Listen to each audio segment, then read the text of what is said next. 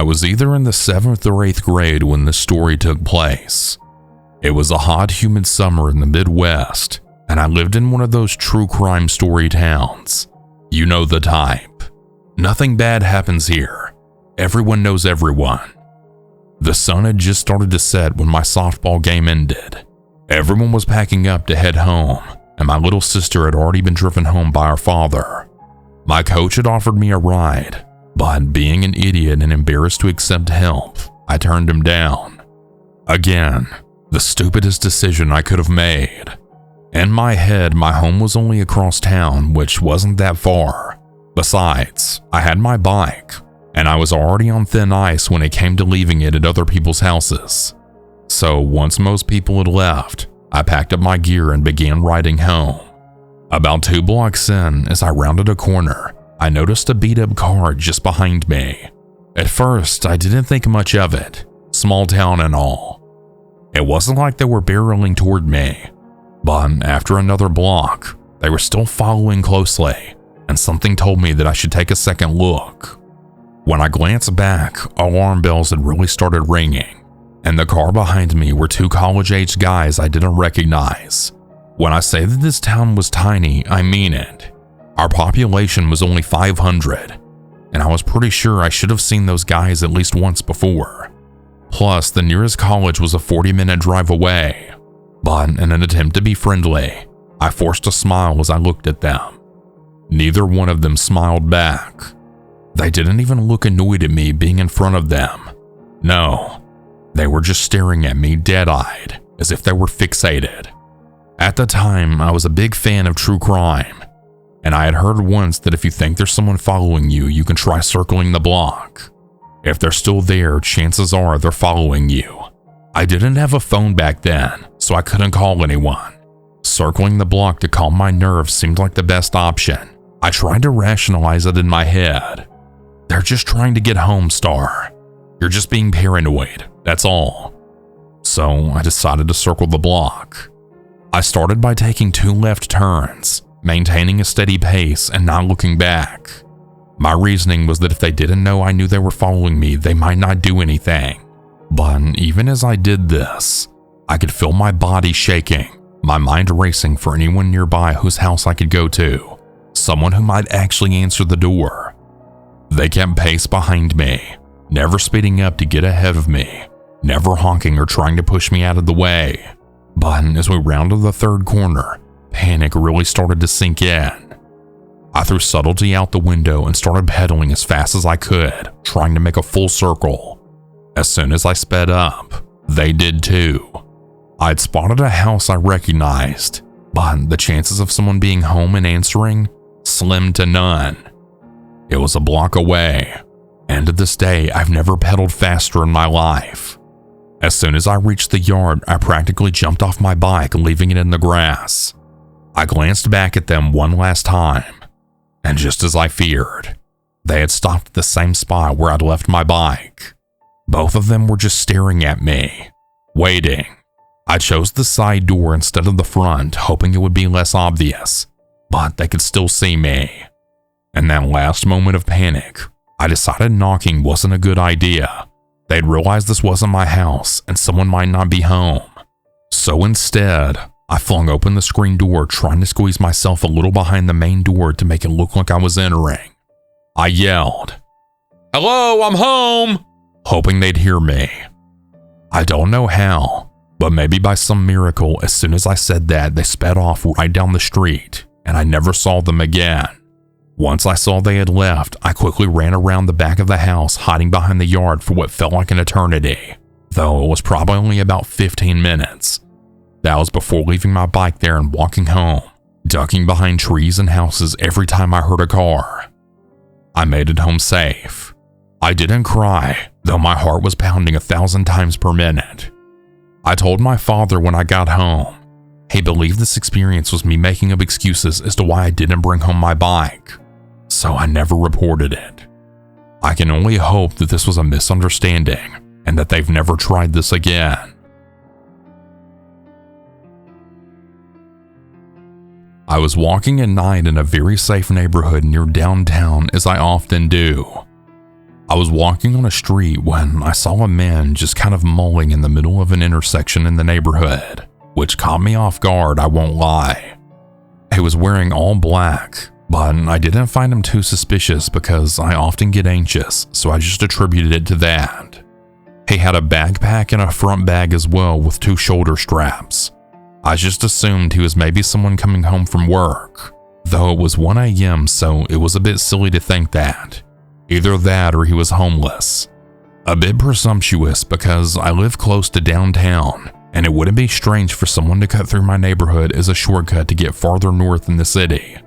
Instead of heading towards him, I instinctively turned left. I walk in loops around where I live because it's small, so that's what I did, walking back towards the intersection where the man had been, but he was nowhere to be seen now. Now, near the intersection there is a porta potty, I assume which is for construction at someone's house, which I began to walk by, when the man suddenly walked out in front of me and kept walking in front of me in the direction I was headed. It startled me a bit as I had my headphones in. I turned sharply up the north-heading road of the intersection which leads to my house. As I almost made it past the house in the corner which would block the man and I's view of each other, I looked back and I noticed that he was moving back towards the porta potty where he had previously been. It really made me nervous at first, but I assumed him to be a homeless man who was using the porta potty, which was probably a bit silly. As I made it to the street and rounded the corner to where my house was, I turned back to peek down the road to see if the man was still lingering by the porta potty. As soon as I peered around, I then saw him moving in my direction. I quickly turned around and then briskly walked to my house. I hurried inside and headed to the 2nd floor to look out the window to see if I could spy on the man. As I looked at the slit that I had made at between the curtain and windowsill, I saw the man outside. He was stopped on the sidewalk. He then walked out into the road and began looking around as if he was looking for me. After turning, he gave one final quick turn and headed toward a main road by my house, which didn't necessarily lead to downtown. I know it was the same man as earlier because he was still sporting the backpack and front bag. This happened about an hour ago now, and I just had to know if I'm crazy or if it was weird. It's very possible he could have just been lost or something and wanted to ask me a question, as it is a very big city, but I didn't really get that impression despite him being unassuming because he was wearing 2 bags. A pretty dumb reason to label him unassuming, but at the moment, for some reason, it felt like it meant that he had a more important task at hand. Who knows though?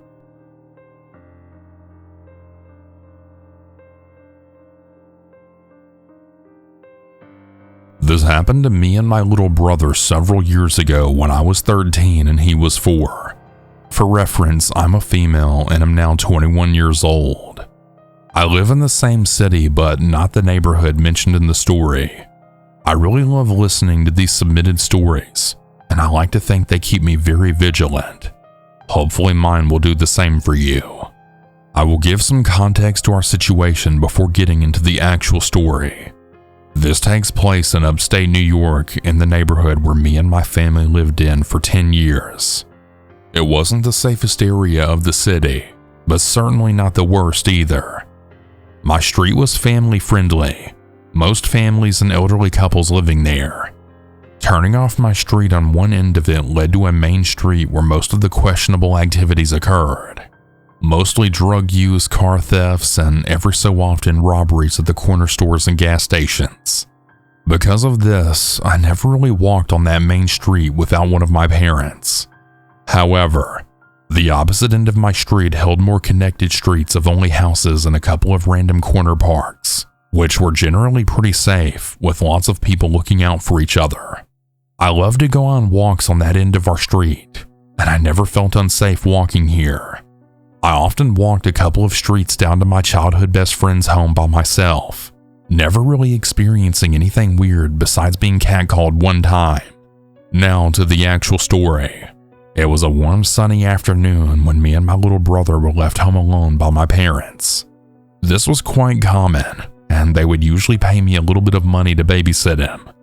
After eating lunch and playing with toys together, I decided to go on a walk, with me pushing him in the stroller. I got him ready with proper clothes and shoes on before heading to our garage together to get the stroller. It was a large black and red stroller with a big top handle that had a cup holder and a place to hold a cell phone. I set my phone there, screen up to display the time. I strapped him in and we began our walk. We got to the end of the driveway and then turned left, away from the main street and into the streets of houses. We laughed and looked around at the quiet street.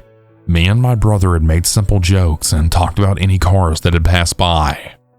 We got to the first intersection and just turned left again, not crossing the street. We then started to approach the next intersection at the end of the stretch of sidewalk. We started coming up to a T intersection, allowing us to turn left or right. I planned to turn right to avoid the busy main street. Right as we arrived at the 3-point intersection, a vehicle came up to the stop sign. Not just any car, but the classic creepy white van that everyone imagines when thinking of a creepy white van. Now, I wasn't immediately on edge, but I did take note of the middle-aged white men sitting in the front, both looking straight at me and my brother. I remained friendly with a smile, waved for them to pass, signaling to not wait for us to cross. But they just stayed there, still staring, not waving at us or smiling back. I felt a bit awkward at this, and debated just crossing the street anyway. I tried again to wave them on, but still they stayed right where they were. At this point, I was just irritated, so I decided to just cross the street in front of the van and turn right to continue our walk. My brother was completely oblivious to anything going on as he had played with his little toy car in his seat. I quickly looked behind us, hoping they would still be at the stop sign looking for directions or something. But what I saw was much worse. They were now slowly following us at our walking pace, both men still intently staring at us without a smile. At this point, I'd started to walk faster, testing the situation that I already knew was not safe. They sped up as well, coming up right next to us in the street on our right. I immediately stopped walking and pushing, not taking my eyes away from their gaze to show confidence. They still blankly stared at us, but now I could see their mouths moving in conversation. I turned the stroller around immediately and started to pick up our pace, headed back to the 3-point intersection. As I crossed back the way we had just come, I looked over my shoulder again to see them in a driveway. For a moment, I felt the weight lift off my chest, thinking they had found their destination. But that was replaced by a sickening pit in my stomach to see them reverse and turn back around, now coming towards us again. I was horrified to see this, and it started to walk even faster, coming up to a jog at this point. I didn't want to panic or scare my little brother, so I never said a word this entire time. My brother was still completely sucked into his toy car and game with himself, now holding it in the air pretending it was flying. I was glad he didn't realize how scared I was, or that we were being followed. I just kept going forward, coming close to our street again and feeling insanely grateful that we had now made it very far. I kept looking behind us, and I saw them only a few feet behind us, now going very slowly again. The man in the passenger seat pointed right at us, and the driver nodded. My heart sank again, and I turned to head back to the stroller looking at my phone, and I activated the emergency call setting, quickly pressing 911. But I didn't press call, not knowing what I would say and wondering if I could possibly be overreacting to the situation. I just started to run, not looking back anymore. My brother started to shriek and laugh as we bolted closer and closer to our street.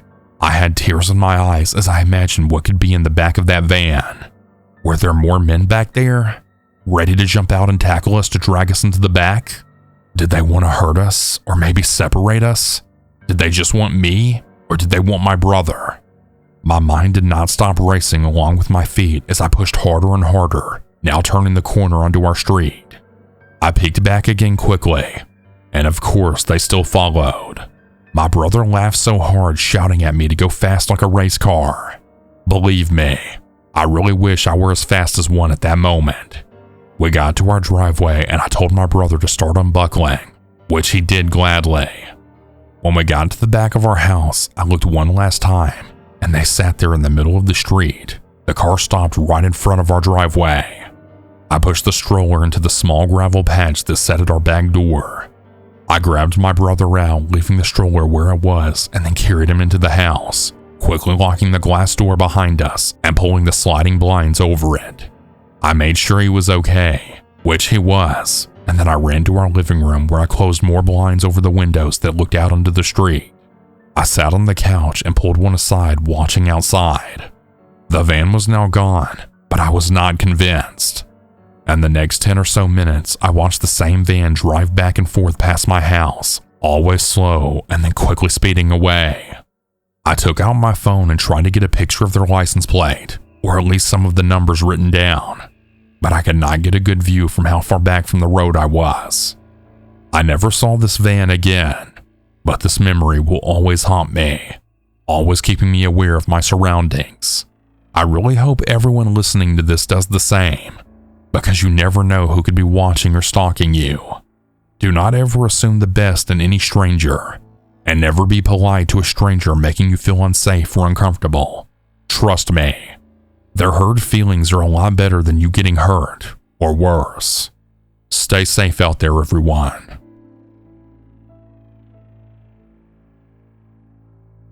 Three weeks ago, this guy I knew from elementary school suddenly had messaged me on Facebook. He wanted to know if he saw me at McDonald's that day. I replied that I didn't see him, which was the truth. A few days later, he had tried reconnecting with me by asking, "What's up?" I didn't respond to him right away. I was either busy or tired. A couple of days later, he had sent me a barrage of vicious messages, threatening to rip my head off and break my neck in half. He somehow knew my address, which he says he got from a mutual friend. Apparently, he has a list of my closest friends and relatives, and he intends to put a bullet in each of their brains, all while leaving me alive to suffer in pain. When I got them that night, I was quite bothered by it, and I deactivated my Facebook. He then got my cell number and continued his harassment. I told him that I was very put off by his belligerence, that I never had anything against him before that day, and that I sincerely hoped he would get the help that he needed. I blocked his number immediately thereafter. He then called me via his home phone to ask if I was scared. I told him that I just wanted to put this whole situation behind me and move on. Over the next week, I kept getting phone calls from all sorts of different places, most of which were immediately hung up when I answered. The only one where he actually responded was from a local pizzeria, in which he pretended to be a dispatcher updating the status of my non-existent order. I heard him getting called out for it in the background. He had also been sending Facebook messages to my friends, asking them to forward his apologies to me. They were also harassed by him. A few nights ago, I had a large rock thrown through my bedroom window. This was the point at which I stopped living in denial and did what I should have done right after getting the death threats. I told my parents and got in touch with the police. Yesterday, I learned that he was arrested and taken into custody for threats of harm and criminal harassment. You can imagine that it came as a relief to me, but I'm still not feeling any better. For the past several days, I've been way too scared to leave my house alone, and even when I'm with somebody else, I get extremely nervous. The police department referred to me to a psychologist that specializes in victims of harassment. I already had a psychologist for my depression and social anxiety, but they insisted that I go see this woman. I've not gone to school or work since the rock went through my window, and I'm having serious thoughts about dropping out of both. I honestly thought that I was doing a lot better than I was before, but this whole situation has thrown me right back into the dark abyss of clinical depression. I don't want to waste away because of this, but I also don't feel like I'm ready to return to my normal day-to-day life. I don't know what to do.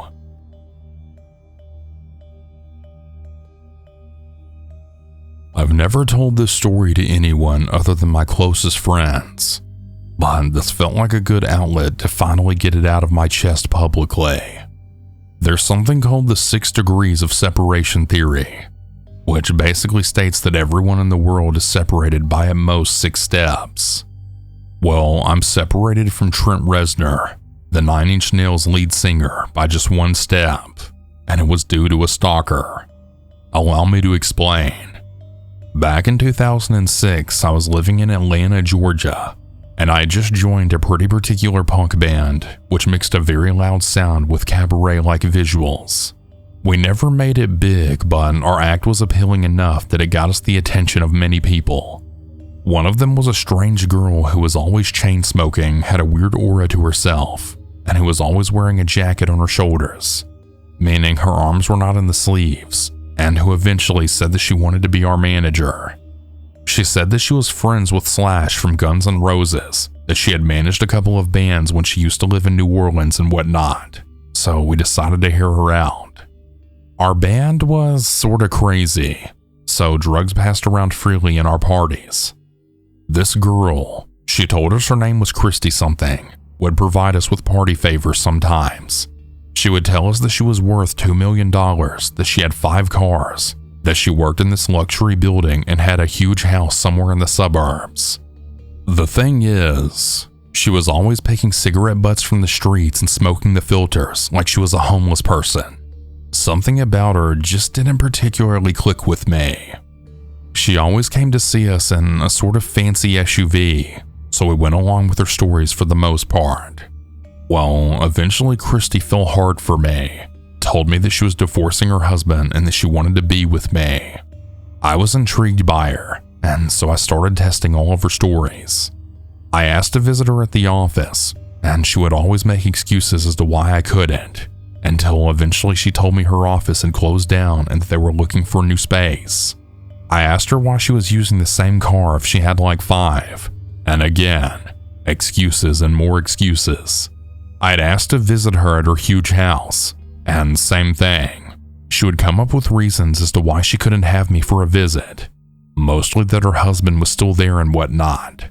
I started to get really sick of all of her excuses, and eventually confronted her that I thought that she was a big fat liar. She got desperate, started to make more excuses, and I just told her to get lost. She had had a previous fight with some of my bandmates before, so she had already been discarded as our prospective manager. She started calling me every day asking to see me. I would constantly tell her no, until one day she'd showed up to my house around 5 a.m., apparently fully wasted. She said that she had picked up this guy friend of hers to go to a party, but that he was too drunk and that he was now passed out in her car, and that she didn't know what to do with them. I looked across the street and I saw no one in her car, and she said it was because this guy was lying down. I didn't really feel like bothering and going to her car to check it out. Well, she eventually started crying, and I felt bad enough for her that I let her come into my living room. It was at this point that she took off her jacket, and for the first time ever, I realized that she was missing her entire left arm. I was already giddy by her showing up at my house drunk and all, that I didn't even dare to ask how that happened. I know this has nothing to do with my story, but it was something that just added to the already weirded out atmosphere. I hung out with her for a while. At this point, I'd started really doubting that she was actually drunk. I gave her coffee, told her to please never show up at my house like that ever again, and eventually I told her to just drop the guy at a Waffle House and then just go home. It might not have been the most responsible thing to tell someone in that state to drive, but I just wanted the whole damn thing to be over. And like I said, I felt that she was acting drunk the whole time, and she seemed pretty okay to drive. She eventually left, and that was it for the night. The next day, again, she had started stalking me by my phone, to the point that I'd just stopped picking up. I worked early hours, and she would call me at 2 or 3 a.m. completely drunk. I eventually got sick of it all, and I told her to stay away from me and to never call me again. She complied, and for about a week, it seemed like the whole thing was history. Around 6 days later, she had called me again when I was at work. I started telling her that she wasn't supposed to call me, but she said that she could finally invite me to her house and that she wanted me to come visit her. All sorts of red flags went up for me. So of course I told her to forget about it, and then I just hung up on her. She again started calling me at late hours, to the point that I just had to turn off my phone at night, otherwise I would never get a good night's rest. I remember that it was a Friday. After waking up, I had a voicemail on my phone left at around 2 a.m. I checked it out, and it was her saying, "Hi Max, I just took 200 pills and I've been drinking all night. I just wanted to say goodbye and that I love you. Good luck with the rest of your life. Needless to say, I got totally weirded out. I was so sick of her lies, I just deleted the message, completely assuming it was one of her ploys to get me to call her. I decided to forget about it and just went to work. Next Tuesday after that, I got another voicemail from her phone, but this time it was a guy's voice. Hi, Max. This is Christy's husband. I'm calling her friends in her contacts list to let them know that she had passed away last Friday. And well, we're going to be doing a memorial for her in downtown Atlanta tomorrow. If you want to go, please call me back so I can give you the address. I can't even explain how I felt at that point. I was shocked, and I tried to evade the news by thinking that this was just some guy that Christy had manipulated into calling me, just to get me somewhere at some time. But of course, the whole situation didn't make much sense to me. This guy eventually called another one of my bandmates whose name was in Christy's contact list as well. I had told my band about this entire situation, so my bandmate, who had been suspicious of this girl for a while, had started prying this guy for more info. We eventually learned that she used a fake name with us the whole time, that her real name was Amber Applebaum, and that she was using a made-up name because she had been in trouble with the law. We Googled her, and sure enough, it turns out that she had stalked Trent Reznor in the past and even managed to steal his credit card information. She was even arrested for it. I was stunned at this point, really unsure of what to do next. We never went to the memorial. We were just way too suspicious to do it. To this day, I still don't know if this girl committed suicide for real or if the whole thing was just a sham to get me into some trouble. But since I never heard from her again, I doubt it. Or maybe she's been using a fake name ever since and decided to just move on with her life. I'll never really know, but it's definitely the worst way to get 1 degree of separation with someone famous. I got rid of my cell phone after that, and it took me 3 years until I felt okay enough to get a new one. I really never want to go through something like that ever again.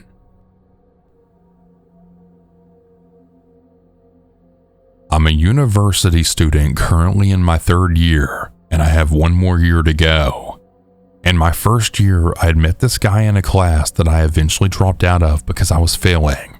We became friends really quickly, and he would always ask me what I'd be doing after class, and we'd hang out quite a bit. Before I go any further, I just want to make it clear as day that this guy and I were only friends, never an item. But as we were hanging out, I had started to notice that he was just a really awful person, and he would say really awful things to me and about other people just to be funny or get a reaction out of me. Once he found out that I'm half Asian, he had started to make really racist Asian jokes to me sort of on a regular basis, saying that I love eating dogs. He would also point out random people outside of class and say things like, "Look, that guy's fat, but his friend's really skinny," and would call random people bad names whilst pointing at them. After making fun of people, he would joke about himself being a beta male. I don't even know why, by the way. It got so bad he called this guy I know a dick.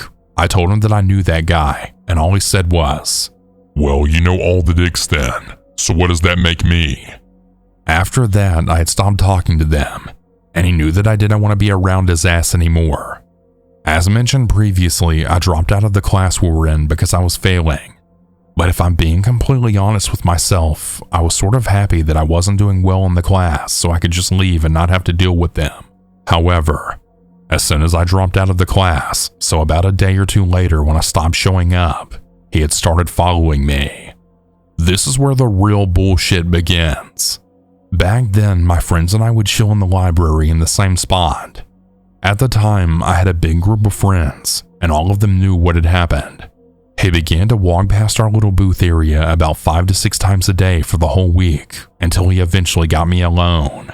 I felt someone staring at me from behind, and it was him, smiling down at me. He pulled up a chair and started talking to me like nothing had happened. I told him I dropped out, and he was telling me about the course. I just wanted him to leave, but I didn't have the strength to tell him to screw off, so I waited for him to go. He did, and he patted my head before he went away. After this ordeal, he would walk past my friends and I every day roughly 8 to 9 times. I would move upstairs, he'd do it there. I'd go back to where I was before, he'd be there. This went on for the entire trimester. Second trimester begins. Things have happened and I'm now in a relationship, and I blocked him on Facebook during the holidays. He didn't know I was in a relationship until he saw my man and I holding hands, laughing and kissing. This was when things escalated. He started showing up to my lectures. In one of my classes, he had a friend in there who had led him to me. He had sat next to me and started talking about how much of a great person he is and how much he's changed. At this point, I told him to leave me alone, but he said nothing and continued to sit there with his friend and began talking with him. He then started going to the other side of the city to catch the same bus that my friends and I would catch, and he would kind of do the same crap to them too, all the while doing what my friends called doing the rounds in the library. Summer school comes, we're in the same class. He tries talking to me all the time, and once caught me in the elevator and tried talking to me there. I ignored him and probably hurt his feelings, because after that he didn't do anything for a while. Second year, I'd started volunteering at the University Art Gallery. His name is already on the list. When we were friends, I told him all about how much I love art and art history, and that I wanted to major in it and maybe volunteer at the gallery. He showed no interest in that kind of thing, so I was surprised and was pretty pissed to see his name there. Although it could be coincidental, aside from the creepy stares, nothing had happened. Third year. This is where I currently am. I changed my major. So did he. And now we're in the same class. Every lecture he waits for me to go in first to see where I'll sit, and he follows me and sits in front every time. I sit on different sides of the room every day, and each time he follows me. He started coming into my tutorial sessions once he found out what time it was and continued to go there. I eventually made the move to email both my lecturer and tutor about his behavior, and my lecturer was so kind that he got me in contact with my university support staff.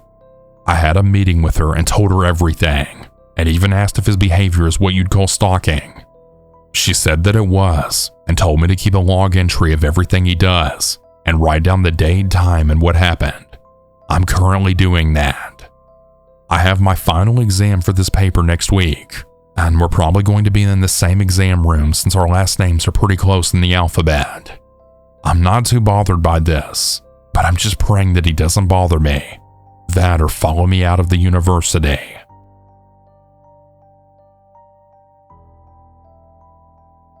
I'm a 17-year-old female working as a cashier at a popular thrift store.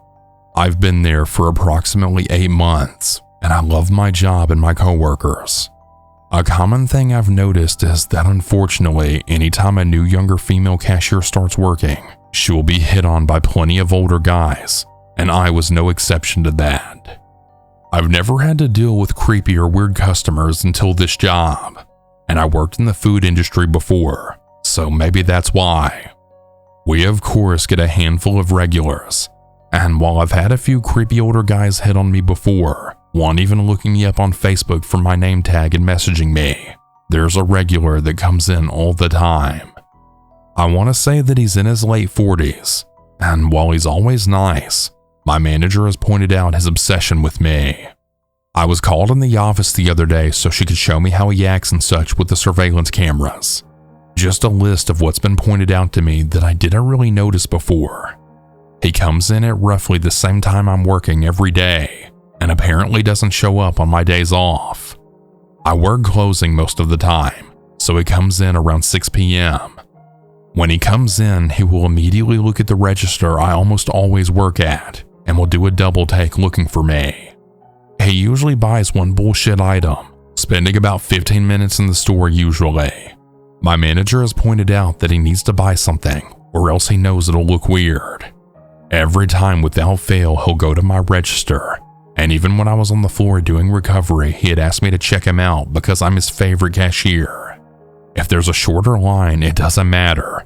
He will stay at my register waiting and watching me.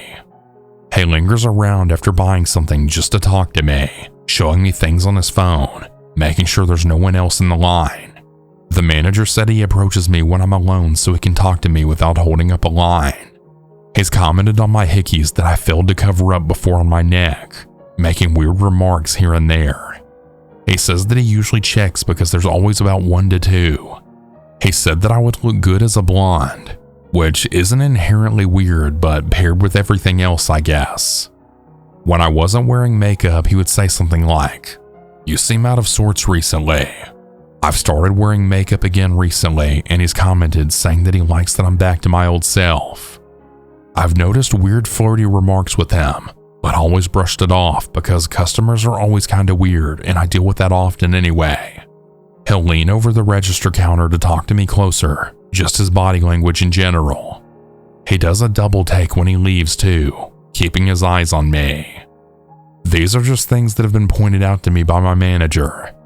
She's like a protective mother with me and says every time he comes in she watches the cameras just to keep an eye on him. I watched the surveillance with her, and after all of that piled up, I'm starting to be way more weary. For now, all we can do is just sit and watch. We really have no reason to kick him out of the store or anything, and my general manager, being the dipshit that he is, wouldn't care anyway. It's just another customer to him. He wouldn't let me change my name tag after I told him about a customer looking me up on Facebook, saying it's policy, and generally making me feel like I'm an idiot, like I'm overreacting. I'm opening tomorrow morning, so I doubt I'll see him. He probably came in today, but I requested a day off, so he's probably confused with my schedule right now. I don't know. The donation guys and I are pretty close, at least with 3 of them. I'm told to call them up front if he starts being weird, kinda using a code phrase that's inconspicuous enough that the guy doesn't realize. So not much of an update since it's only been a couple of days and I'm on my 15-minute break at work. I posted a comment on the original post yesterday, so in case you haven't seen it, I think it's possible that he knows what car I drive. He was at my work this morning even though I always close, and I have asked my boyfriend who also works with me if it's true that he never shows up when I'm off. He says yes, it's true.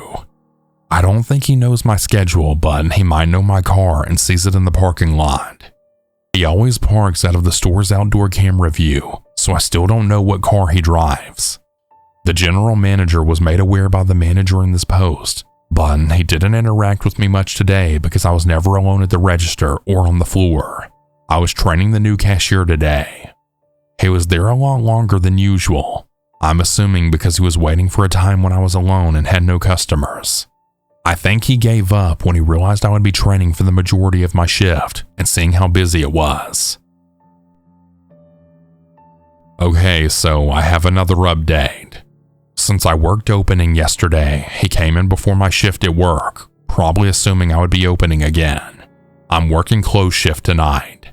Apparently he came in earlier and saw the new cashiers, so he actually ended up asking one of them, "New cashiers?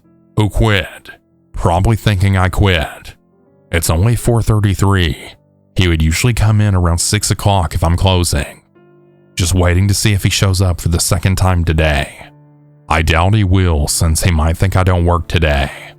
My manager and I are going to keep a log of what time he comes in and leaves. I'm going to keep his phone number saved in my notes so I can look him up and hopefully find his name and other information. I will possibly keep my phone on the counter to voice record what he says. I really wish I could record him in person, but it would be too obvious. If I get shown more security footage, I will video that instead. I have more information. Probably won't post many updates after this one, since I don't know if anything else is even going to happen. Here's what happened tonight. Stalker came in around 1 p.m. today, an hour and a half before my shift had started. Apparently he bought one thing and asked if someone quit because I wasn't there. After buying the item, he walked out, then came back a few minutes later, walked around the store looking for something, headed to the back, looked around some more, and then went to the restroom. Our public restroom is in the employees only area, so it's not unusual. What is unusual is him coming back in and looking around. An hour before the store closed, he came in again. I freaked out because I really wasn't expecting to see him. I headed to the back, told my manager and the donation attendants. The manager told everyone to go out on the floor, have a few pretend to be shoppers, and keep watch. She kept watch in the office. I needed to stay at the register to get his phone number and to record our conversation. I'm 99% sure he knew he was being watched. He actually tried to leave my line and get in the other cashier's, but since my manager was watching, she called her to the office before he got checked out. He checked out with me, talking as he usually does. But I'm sure he was uncomfortable since I was obviously anxious, and we had a coworker's girlfriend out front to take a picture of what he drives. I have 2 separate voice recordings. The first being him grabbing a card and making small talk with me as he walks by the register. The next, me checking him out. A coworker's girlfriend took a picture of his car, and he parked in the parking lot of the store next door. I'm assuming to stay out of the camera's view, but I'm not sure. She said that he circled the parking lot 4 times before leaving. Not sure why. I went home and I told my parents everything that's been going on. I gave my dad his phone number to find information, and he found an address. He drove about an hour to get to the car and see it lined up. Lo and behold, the cars he took pictures of matched what the coworker's girlfriend saw. The one she saw earlier had a back license plate. No front one, I'm assuming. We have his license plate now, and we even know his address. His address is actually about an hour away from my job, so I'm assuming he works nearby. Nothing pulled up on the sex offender registry with his name. Everyone's being watchful now. Sorry for not updating on how everything turned out. I'm happy to say he hasn't come in for the past few weeks, and I hope I won't have to see him again. I would get really anxious when he came in, hide in the bag, take my medication, and stay away from the register. I think that he realized we were watching him, so hopefully that's the end of that and he's not on business or something. I feel so much safer at work now. This really could have gone horribly, but I was so happy that his behavior was pointed out to me so I could take the precautions. If you're facing a similar situation, take all of the necessary measures. Don't skip out on your safety. You never know what could happen.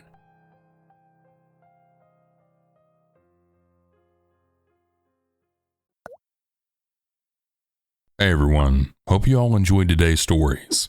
Consider stopping by on my Kick streams sometimes. Now that I've officially face revealed, I'm streaming multiple times a week on Kick. And yeah, it'd be pretty cool to have you there. It's a pretty fun time, so consider stopping by.